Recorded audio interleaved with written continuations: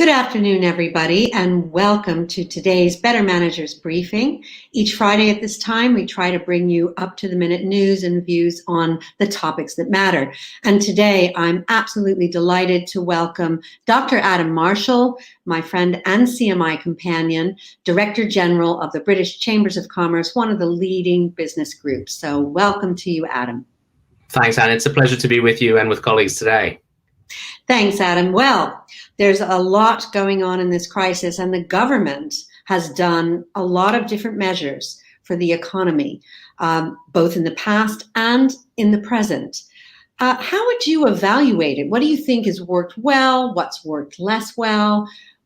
How do you think it's changed over time? That's a big question, Anne, but I think we can split it up into two segments, really.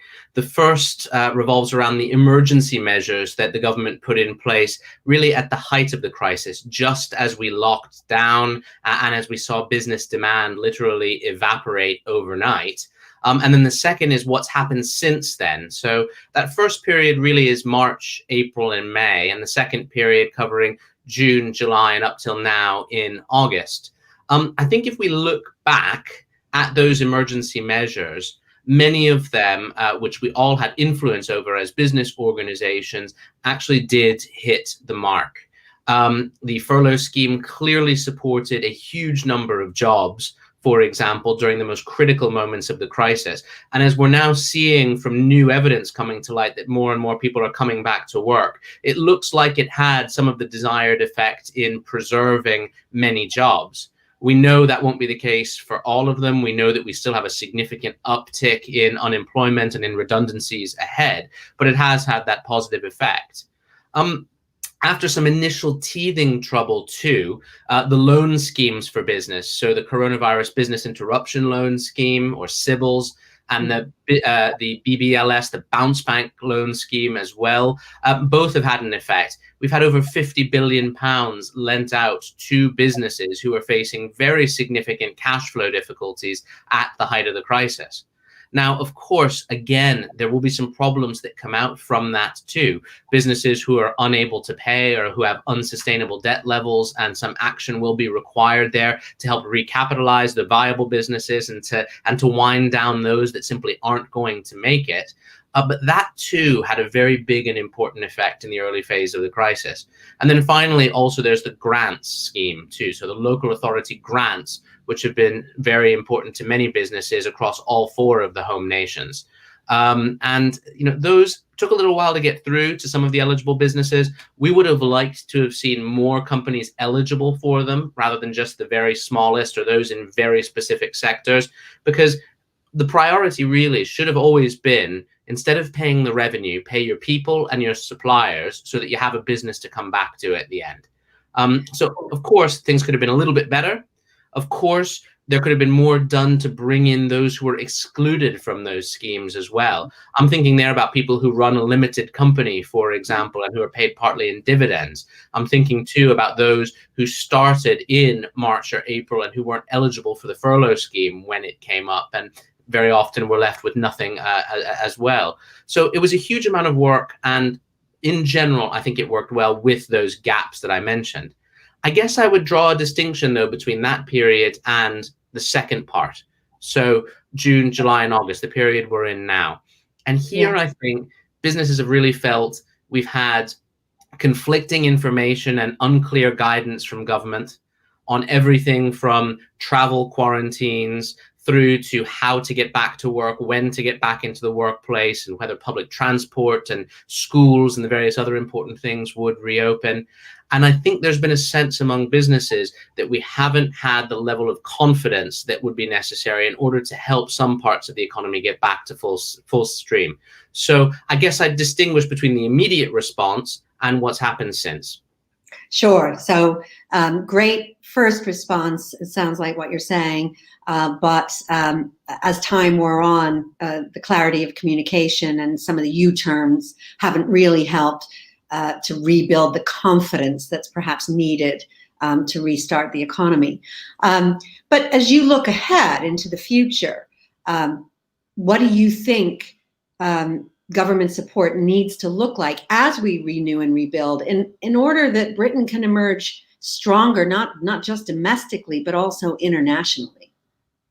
Well, absolutely, Anne. And one of the things that we at the British Chambers of Commerce have been saying consistently is that government support for business is going to have to evolve in order to meet this new phase that we have ahead. The period I'm most concerned about is from October of this year through to March of next year. The furlough scheme ends in October. Many businesses face seasonal trading issues, whether around Christmas, it's either a high season or a low season for many, many firms, for example. And I think there will be cash flow difficulties, the potential uncertainty of further outbreaks and potential further local lockdowns, etc. So we think support needs to evolve. What we're fighting for right now are a few things. The first is a big cut to employers' national insurance contributions. Right now, government should really cut the jobs tax if it's going to withdraw the furlough scheme. So if it's not going to support wages, what it shouldn't do is add another 14% on top of the wage bill for firms that are really trying to keep good people on, rather than have to make a short-term knee-jerk reaction and make them redundant. So that would be one. Another is real financial support for businesses in those areas affected by local lockdowns. My colleagues in chambers covering Leicester and Aberdeen over the past few weeks have really been through the perfect storm. Their companies were just getting restarted, they've been locked back down fully, and there's no additional support on offer. So there's going to need to be targeted support for some of those areas too. And then I suppose finally, some sectors really haven't been able to reopen fully and may not be able to do so for some time yet, until we're looking at better treatments, better testing and tracing, and of course, a vaccine. So there may be a need for some specialized support for some parts of the economy for some time to come. So basically, it's not a situation where government support has done its job and it needs to be switched off. It's going to need to continue. And we're all aware that that has fiscal consequences for the economy, for the long term, and for the debt pile of the nation, which went over £2 trillion today. But our argument is and will remain that the consequences of inaction will be worse than the consequences of dealing with that additional financial burden. Sure, understood. And how do you think Britain needs to position itself internationally going forward in the future, with obviously recovering from COVID, as well as dealing with the inevitability of Brexit? Well, of course, a lot of businesses had to put their Brexit preparations on ice in March and April as they were dealing with the immediate hit and the immediate cash flow questions around coronavirus.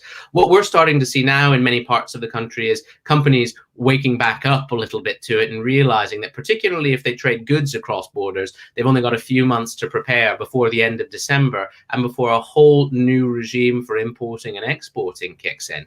So we think there's going to need to be a lot of support for companies having to deal with big changes to what they do. There'll be room for lots of training as well. Chambers of Commerce, for example, we've been training customs agents, people to help with importing and exporting and filing of declarations. There's going to need to be a lot more of those sorts of individuals to help facilitate that business across borders. There will be help needed too for companies trading between GB and Northern Ireland, which of course is sometimes forgotten amidst conversations about trading with the continent. So there's a lot of change going on there. But as you say, Anne, also you've got this perspective with the rest of the world as well. Everyone else is looking at us and wondering, what is Britain going to be in the future? What does it want to be? We do need to start building our narrative as to who we are and what sort of economy we are going to have in the future. What are our positives? We've got a flexible, can-do, innovative workforce and business culture. You can start a business in this country with a few clicks of your mouse and £12 with Companies House and be off and running instantly. So many places around the world don't have that sort of thing. We also, though, need to build the support that enables companies that start in this country to grow better. We still see too many great firms here start up and then either plateau as a lifestyle business or sell out. And we don't want to see that in the future. We want to see them be able to grow here with the right infrastructure, the right tax policy, and great people training and skills to make sure that they can grow. Yeah, no, I think those are all great points. And obviously, there's a key opportunity to redefine Britain's place in the world if we do it right. Well, obviously, the government is one aspect of this, but businesses themselves have had to cope, obviously, with the crisis. And what sort of challenges and struggles are the biggest ones that you've seen, and how do you think these have changed over time? And when you look at sectoral performance, those that have, are there standouts for you, those that have coped particularly well or badly? And what are the common characteristics of businesses that do well versus those that maybe have struggled more?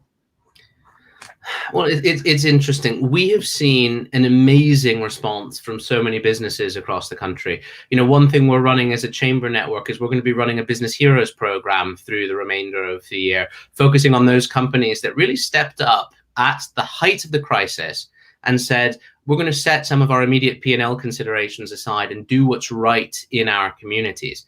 I hope that those businesses, as they come out of this, are rewarded for what they have done by their customers and by the communities that they live in, whether it's been around producing and distributing PPE, creating a volunteer workforce that could go and help vulnerable people in the area, and so much more besides. So some companies reacted amazingly. Some of them too, some of them were able to do that side by side with keeping their core business going. And the sectors that I think adapted the most quickly were the manufacturers very often, who often have quite a lot of operating procedures and quality processes and things like that in place, where they work really hard with their people on training over the years, who are able to make adaptations because they had great project managers and great process managers and get things moving again. So there were some companies that never stopped working during the course of the pandemic and were able to adjust whilst still going. And I take my hat off to them because that wasn't the case for so many others. Mm-hmm. Other things that really sort of stand out for me are those companies, particularly in B2B services, but actually in services more generally, where literally 5 or 10 years of technological change happened in 5 or 10 weeks. And like we're doing right now, people just started doing things differently. And guess what? The systems held up, the processes held up, productivity has held up or even been higher. And people have also been able to do something that's really important, which is deal with the consequences of uncertainty for their family lives. The number of people who care for an elderly relative or who have small children who haven't been able to go to school, who have still been able to both work and take care of their families during this period is huge. And we have to remember that there will be some lessons from that will carry forward beyond this crisis, rather than just snap back to exactly how we did things before. But there are those who had a hard time, of course, as well, to your point. Hospitality and leisure, really, really difficult times. Tourism businesses, the aviation sector, whether we're talking about people flying colleagues around the world and travelers around the world, or whether we're talking about the people that build some of the kit in that sector, really tough. The automotive sector had a really tough time, though it's starting to see a bounce back. So there have been differences in performance, and you can divide it up really between those businesses who've been able to put a continuity plan in place and bring their people along with it, and those businesses that simply haven't been able to because they've been ordered to shut. And that really is what's driven the difference. Sure, and I think you're right. Also, those businesses that showed agility and adapted quickly and had that flexibility. And a lot of people, for example, are praising the grocery retailers and the food manufacturers. Of course, they benefited from rising demand, whereas, as we're seeing now, the rest of the high street has really struggled to cope. But if we're honest, maybe they've been struggling to cope with some of the changes for some time, not least the digital change. Yeah, and a lot of that change is 5 or 10 years in the making, and the coronavirus crisis has simply made it happen faster. And absolutely. I think now we're at a point in time when we're going to have to reimagine what our city and town centers are for and how we're going to use them. But guess what? We were already talking about that before this crisis, because there was already a narrative of these are places which are about experiences, not about retail purchasing. That's just been accentuated and accelerated. And I think it will be a big topic of what we face ahead, because right now we have a bit of a donut going on. We have busy suburbs and busy smaller towns and cities where things are getting back to normal. And then we have the centers of our major cities where they're simply not. And some of that change will eventually reverse itself with time, but some of it will be permanent. Yes, I'm sure you're right there. But if you look ahead now to the future, what advice would you give for businesses as to how they can thrive and maybe themselves hasten a V-shaped recovery, if indeed you think such a recovery is on the cards? And for you, what are the key things that businesses should focus on? What does a responsible employer look like? You reference these business heroes. What does good look like now going forward for business? Well, I think the first thing is that every good business is one that will be able to thrive in conditions of continuous uncertainty. We've always said over the years that businesses don't like uncertainty. They want as much stability and certainty as possible. I'm sorry to say they just ain't going to get it over the next few years. And if that's the case, they have to be agile, as you were saying before, and flexible enough to deal with what comes at them. So a lot more thinking about the different scenarios and the different possibilities that might arise and how your business might adjust is going to be really important. And I think that that is a conversation that is best had with employees at every level in the organization. One thing I've been really, really struck by through this is that in most business settings, actually that conversation has happened and it's been really mature and really positive. And actually you see people expressing a lot of trust in what their employers are saying about when to go back into the office, when not to go back, having choice, having absolute flexibility. Contrast that with how nervous people are about public transport, about possibly sending their kids back to school and a range of other things where they haven't got that conversation going with their employer. So I think that open and honest conversation is a big change and a positive change that should continue and should expand to more parts of the economy. I think the other thing businesses are going to have to do is they're going to have to create more resilience and more redundancy within their staffs. And by redundancy, I mean redundant skill sets, not redundant people, if we can at all avoid that. But there, we're going to need more people who are able to run the technology that we all depend on, for example. We're going to need more people to carry out basic business processes in case their colleague is not able to do so for whatever reason. So investing in skills and training, and investing in particular in some of the transferable skills that individuals can bring to bear for the good of the business is going to be really important going forward. And we'd like to see some incentives on that as well. We want to see real incentives for businesses who have got cash in their pockets to use it to train their people and to improve their productivity. I think that's a great point. And these skills, you mentioned it, businesses that are communicating and engaging transparently with their employees are being rewarded with trust, with greater productivity. If you don't communicate, if you're not transparent, if you don't let people know what's going on, then you do erode that trust, and you've referenced that as well. And I think that's what we've found too at CMI, that these traits become incredibly important. And I want to turn to those leadership traits. Before I do, if you have a question, please just ask it in the chat box that you can see below the YouTube link. But turning to the questions around individual managers and leaders, what characteristics are shining through for you in terms of those leaders that have coped particularly well with COVID thus far?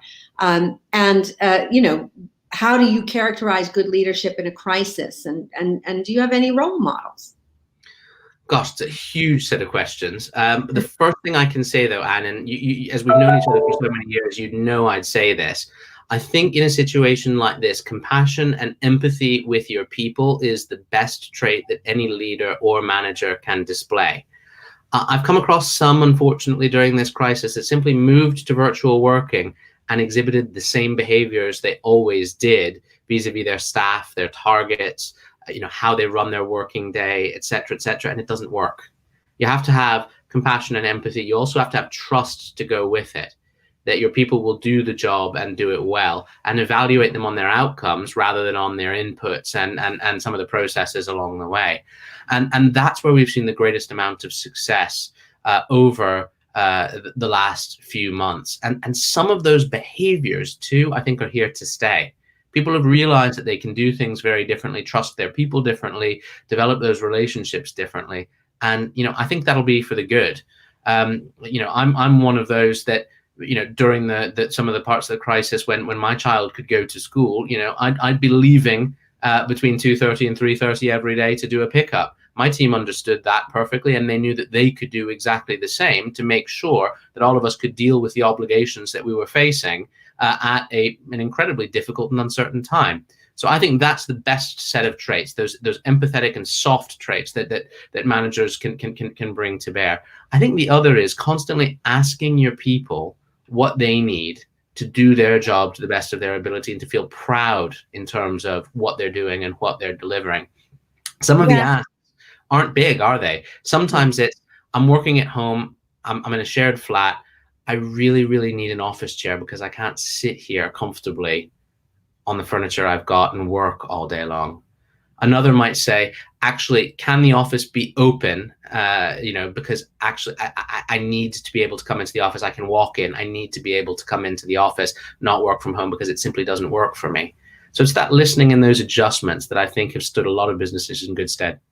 Absolutely, and that tailoring, tailoring the solutions to the individual, and as you say, listening to that individual. And of course, the other great thing is a lot of the skeptics, the people, perhaps chairmen or others that were very used to the office, that said, I couldn't possibly chair a board meeting remotely, or I couldn't possibly put out a national newspaper remotely or run a FTSE 100 company remotely. They've seen that it's possible.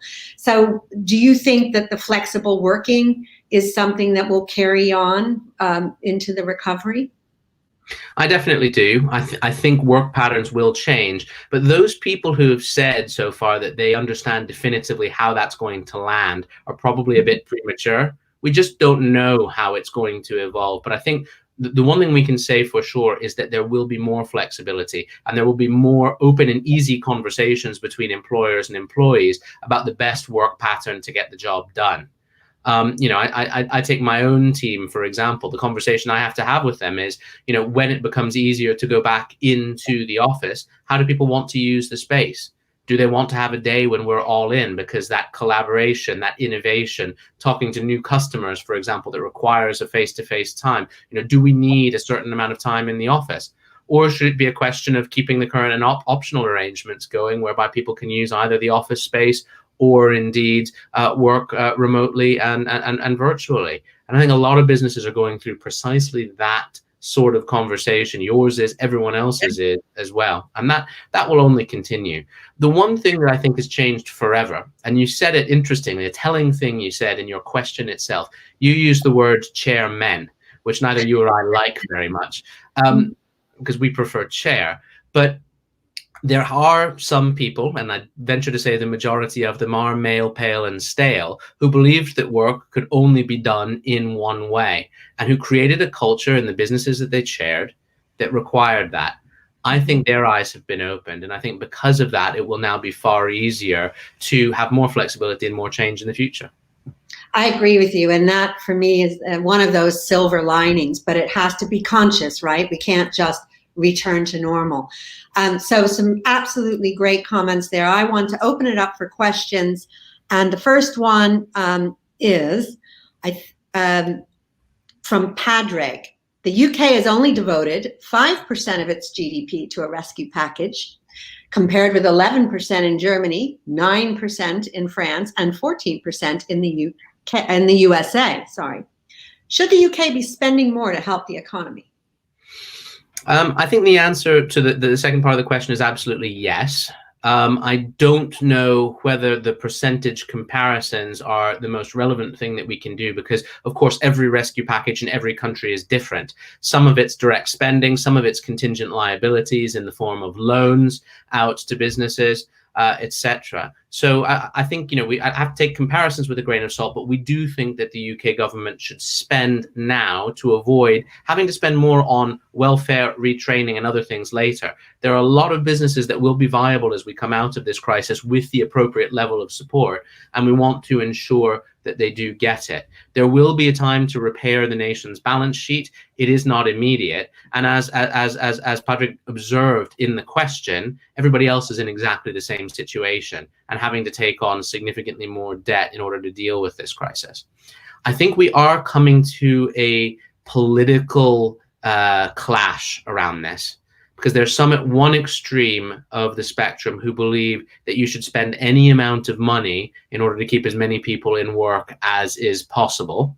And there's some at the other extreme who say many of these businesses and these jobs simply aren't viable, so don't throw bad money after good and just land us with a bigger bill. The reality probably falls somewhere between those two extremes, and we have to figure out how to get to that path. And that's why we're trying to say there needs to be a further support package of sensible and proportionate measures to make sure that those businesses that do have a good chance can make it. Absolutely. And probably as a corollary, those businesses that really can't survive, taking those people and finding ways of transferring them to sectors that need the workers, whether that's tech or healthcare or green energy. I think there could be some policy things there that government might consider, working obviously with other businesses. So the next question is from Georgia. How do you think management and leadership training should evolve in the future to ensure individuals and businesses succeed in this new climate? Another great question, and a big one too. I think one thing I would say is there needs to be more in management and leadership training around the psychology of uncertainty and how you support teams at various levels to deal with uncertainty. Many of us, including those of us who are leaders, have been under a huge amount of psychological strain during this period, because you're thinking both about your own family and your own requirements, as well as about the requirements of the people to whom you have that duty of care and that responsibility. And that takes its toll. So there needs to be something to help managers cope with that and leaders cope with that, but also how they help their teams to cope with it.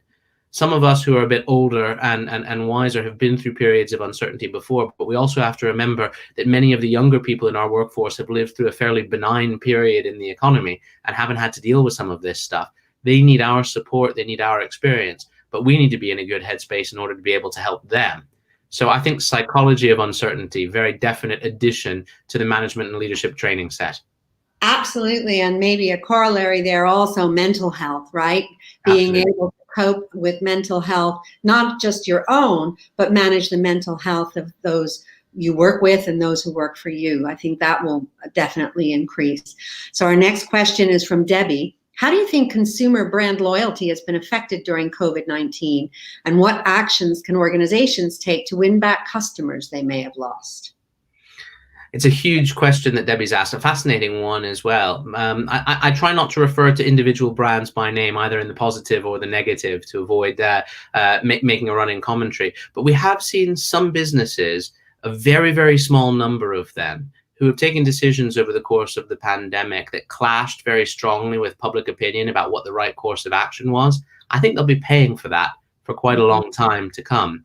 I remember there was a case of one business that said, we're reopening because we're going to classify ourselves as an essential business. We believe we fall within the definition of an essential business.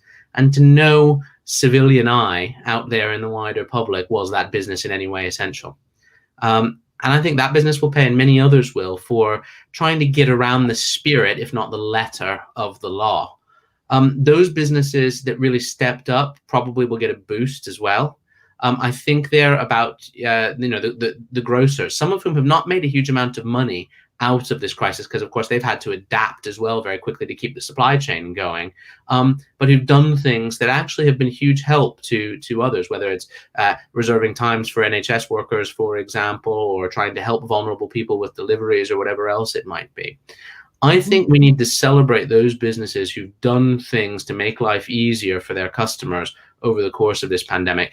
And the other thing we have to do is we have to remember that 99.9% of businesses are civic, they are responsible, and we must never, particularly in British media culture, let the 0.01% who do the bad things dominate the headlines, because actually that doesn't reflect the majority of businesses who've behaved exemplary through this. I think that's an excellent point. And as you referred to earlier, a lot of people working for responsible businesses have placed greater trust in their employers throughout this crisis. And that's a good thing that we can hopefully build on. So our last question is from Terry. Is there a company that you personally feel has responded really well to the COVID pandemic? And what lessons can others learn from this? Yeah, as I was saying in response to the question from Debbie, I try not to call out just individual businesses where possible, because there's so many of them that have responded absolutely brilliantly. I think what we need to do, to respond to Terry's question properly, actually is compile all of the amazing behavior changes and good practice that we've seen through the course of the pandemic and see how we disseminate it. Because I would never elevate one company to the pantheon of the greats that have done the most amazing things, because there are thousands of them out there. And I think I would like to see more spotlight on those who are not household names and big brands, and more the companies that employ 50 or 100 people in an unremarkable town somewhere in outside of London and the southeast of England, who have literally done amazing things in their community and for their people as well through this. So I think, Terry, you've given me some homework to go away with, and I'll look forward to digging into that further over the weeks ahead. Yeah, I think that's a great question, and I echo that. I think there have been great step-ups, not just for many businesses, but also for many individual managers and leaders, and we do really need to compile and celebrate the good list because it is a very long list. So, Adam, thank you so much for this. Everybody, thank you for your questions and for joining us. If you were energized and inspired by today and you want to find out more about the CMI community, please just click the link in your chat button. Adam, thanks so much, and happy Friday, everybody. Take care.